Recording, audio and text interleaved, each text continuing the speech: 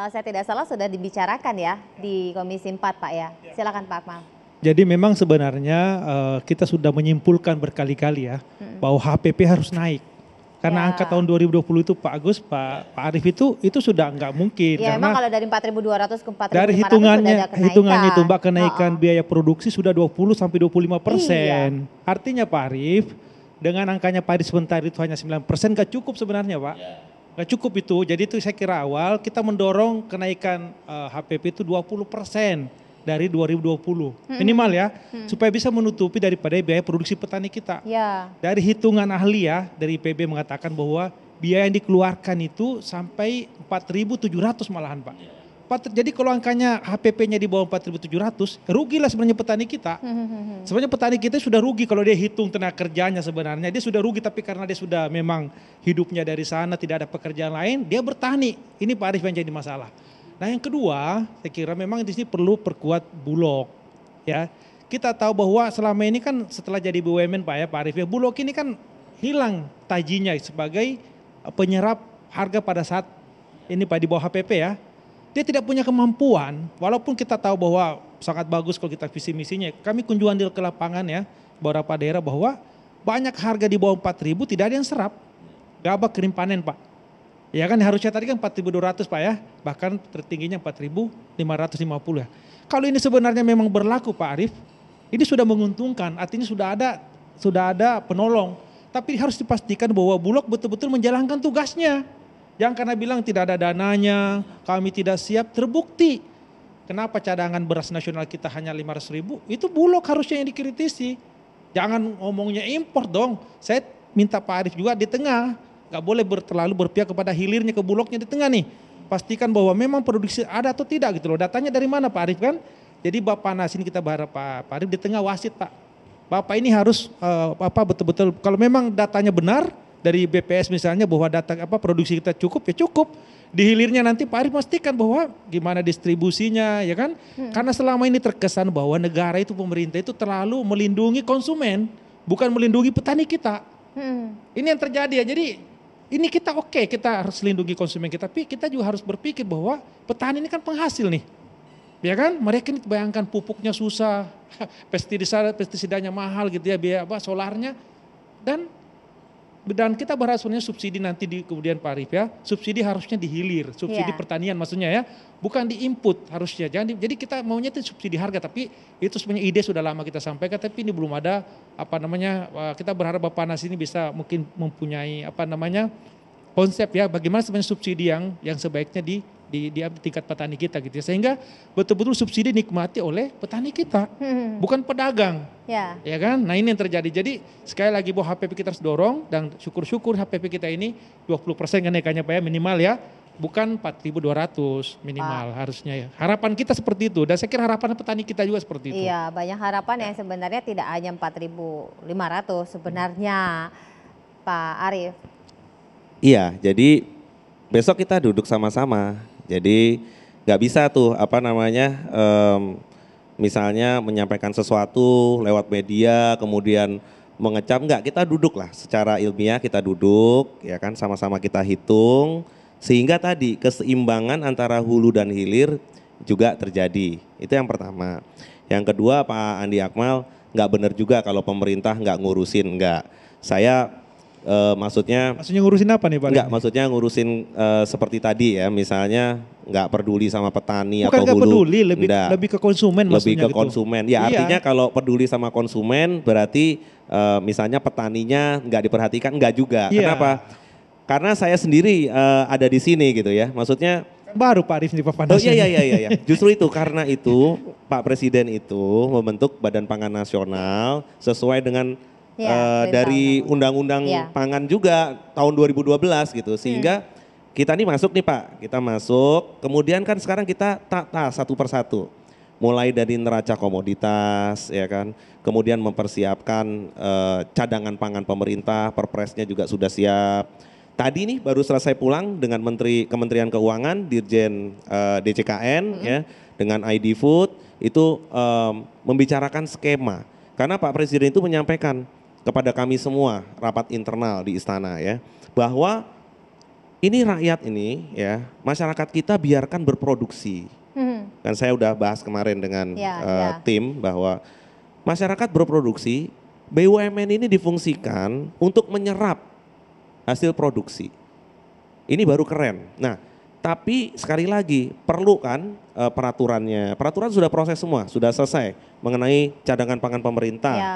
Berikutnya lagi. Termasuk serapan Bulog itu udah Pak? Cocok. Karena itu yang angkanya sudah cocok tapi realisasinya belum. Iya, karena angkanya udah bagus tapi benar nggak bisa kalau penyerapannya juga sangat rendah. Kalau sekarang dilakukan penyerapan, Pak, produksinya itu masih rendah, ya. Kemudian kemarin dilakukan penyerapan, Bapak tahu apa yang terjadi? Harga akan sangat tinggi, ya, inflasi akan sangat tinggi karena produksinya masih di bawah pada waktu itu. Jadi nggak bisa kita dalam satu sisi aja berpikirnya. Jadi ini mesti clear bahwa pada saat bulan November, Desember, Januari kemarin, saat produksinya masih di bawah, apabila Bulog masuk. Maksudnya produksi di bawah itu gimana? Ya, data dari mana nih Pak Arif ini? Produksi di bawah itu gimana Pak? Data dari, kan kita sepakat, data dari BPS kan, bahwa produksi itu di bawah 2,5 juta ton sebulan. Itu artinya kita akan berebut gabah di bawah.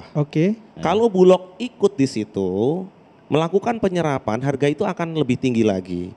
Sehingga penyerapan Bulog itu harusnya di musim panen raya. Ini harus tahu, sepakat dulu. Dalam 1 tahun, ya Pak Andi Akmal, dalam 1 tahun grafik itu kelihatan bahwa panen raya itu Maret, April, Mei itu, itulah kesempatan Bulog untuk menyerap. Jangan disuruh nyerapnya di bulan November, Desember seperti kemarin, nggak bisa. Sehingga kita semua sepakat bahwa HPP ini kita siapkan, kita selesaikan. Harga pembelian pemerintah ini kita selesaikan. Besok kita undang semua unsur, kementerian, lembaga, asosiasi, duduk di situ sama-sama ya. Karena setiap tempat itu berbeda. Kalau Bapak sewa lahan di Kerawang dengan di NTB, dengan di Sumatera Utara, dengan di Sumatera Selatan itu berbeda. Mari kita duduk. Angka itu adalah HPP. HPP itu adalah harga pembelian pemerintah alias floor price, Pak. Alias floor price. Ya, sehingga angka ini harus benar. Karena kalau kita tentukan angkanya itu berapa, floor price, itu pasti private itu membelinya di atas itu, Pak. Sehingga pada saat private di atas itu, strategi kita supaya Bulog itu tetap bisa menyerap dan punya cadangan pangan pemerintah, itu seperti apa? Nah, skemanya adalah Bulog itu kita berikan fleksibilitas harga. 1. Ini Pak Andi Akmal diskusi kita terus di Komisi 4. Yang kedua, kita berikan kesempatan untuk menyerap komersial sehingga bisa bersaing dengan private. Kemudian berikutnya lagi, kita baru buat nih aturannya. Bisa mengkonvert beras komersial menjadi beras CBP. Ini nggak common loh kita lakukan ini, tetapi Badan Pangan Nasional tuh sudah sampai situ, Pak. Nah, kemudian kita siapkan anggarannya. Anggaran ya yang memang standby untuk Bulog dan ID Food. Bulog itu nanti menyerap yang namanya padi, jagung, dan kedelai. The rest itu ada di ID Food. Jadi ini sudah kita siapkan semua. Peraturannya, CPP-nya, perbadannya. Nah, tinggal habis ini kita eksekusi sama-sama. Setelah teman-teman di BUMN ini mendapatkan juga ada penjaminan pemerintah di sana. Nah, kita juga apresiasi sama Kementerian Keuangan, Pak. Kita terus berusaha supaya ada penjaminan ya kepada Himbara sehingga Himbara bisa memberikan bantuan tanda kutip kredit dengan bunga yang rendah sehingga nanti teman-teman petani itu nggak ada lagi atau peternak buang-buang telur lagi, nggak buang-buang ayam lagi, jadi diserap dengan harga yang baik. Saya mengingatkan ini pernah kita alami di minyak goreng, Pak, minyak goreng. Jadi mekanisme dan kekuatan korporasi sangat dominan dan negara tidak hadir. Nah, jadi menurut saya Bappenas ini harus komprehensif dari mulai hulu, tidak hanya di ujung, di hilir tentang harga. Bagaimana persoalan subsidi tadi untuk misalnya untuk pupuk, untuk benih, termasuk juga insentif terhadap harga, sehingga biaya produksi itu itu bisa juga ditekan. Dan ini harus ada peran negara. Bappenas adalah salah satu yang berfungsi untuk menentukan juga bagaimana dari hulunya itu juga dipastikan biaya produksinya tidak tinggi dan tidak merugikan petani. Saya sepakat misalnya juga memperhatikan pengusaha atau penggiling kecil termasuk juga konsumen. Di sini peran negara juga harus hadir. Subsidi, operasi pasar itu yang harus dilakukan sehingga harga layak itu bisa dipenuhi, dicapai oleh petani. Dan kita tidak mau misalnya ini hanya pelaku-pelaku usaha korporasi. Sekarang Wilmar sudah bermain. Dia akan bermain nanti dari hulu sampai hilir. Seperti sawit. Food estate sedang dibangun. Dia juga pengolahannya sampai dia pasarnya.